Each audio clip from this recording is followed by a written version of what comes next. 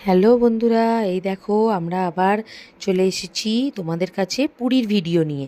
আমি তো পুরীতে ঘুরেছিলাম 5 দিন, কিন্তু আমি তো প্রচুর ভিডিও করেছি, একসাথে শেয়ার করতে পারিনি, এডিটিং করতে সময় লেগে যাচ্ছে।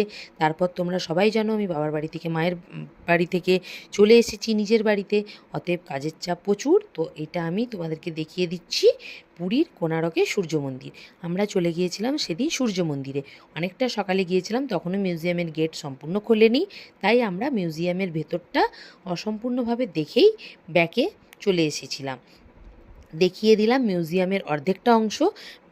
তারপর আমরা চলে গিয়েছিলাম দ্বিতীয় গেটে, কোণারক সূর্য মন্দিরের দ্বিতীয় গেটে। এই দেখো, সবাইকে তো দেখিয়ে দিলাম, কিন্তু আমি কোথায়? অনেকেই আমাকে এর আগের ভিডিওতেও প্রশ্ন করেছো, দিদিভাই তোমাকে কেন কম দেখা যাচ্ছে? আসলে কি জানো তো, কারোর ক্যামেরা ধরা আমার ঠিক পছন্দ হয় না, অতএব আমাকে নিজেরকেই ক্যামেরাটা ধরতে হয়। তাই বড়মশাই তো রেগে গেল, বলল তোমার ক্যামেরা তুমি ধরো।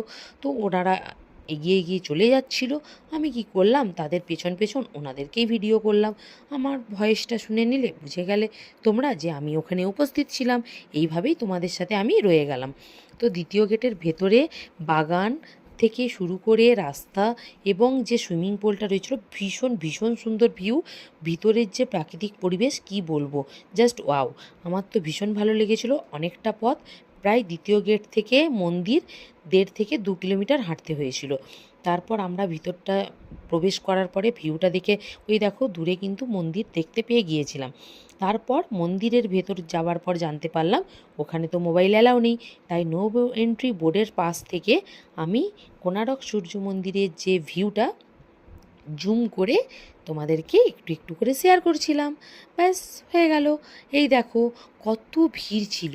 দেখো আমরা যখন বেরিয়ে আসছিলাম তখন আরও অনেকটা ভিড় হয়ে গেছিলো। তো আমাদের আরও অনেক জায়গায় যাওয়ার ছিল, তাই জুম করে একটু তোমাদেরকে কোণারক মন্দিরটা দেখিয়ে দিলাম। সূর্য মন্দিরের পর বেরিয়ে এসে আমরা সূর্য মন্দিরেরই যে মার্কেট, সেখানে একটু চলে গিয়েছিলাম। দারুণ দারুণ কালেকশন রয়েছে। আমার তো মার্কেটটা ভীষণ ভালো লেগেছে, তোমাদের কার কার ভালো লাগলো জানাবে। আমার তো প্রচুর প্রচুর জিনিসের কালেকশন দেখে আমি কিনি বা না কিনি, আমার দেখতে ভীষণ ভালো লাগে। তারপর আমরা ওই মার্কেটে ঘুরতে ঘুরতে পৌঁছে গেলাম আরেকটা দোকানে, এরপরে আরেকটা দোকানে। এইভাবে আমরা যথেষ্ট মার্কেটে প্রত্যেকটা দোকান ঘোরার চেষ্টা করেছি। প্রচণ্ড গরম লাগছিল, বেলাটাও বেড়ে গেছিলো, তো আমরা চলে গিয়েছিলাম গোলা নিতে। দেখো এই ভাইয়ের দোকান একদম কোণারক সূর্য মন্দিরের পাশে। আমার মেয়ে সবার আগে গোলা নিয়ে নিয়েছিল।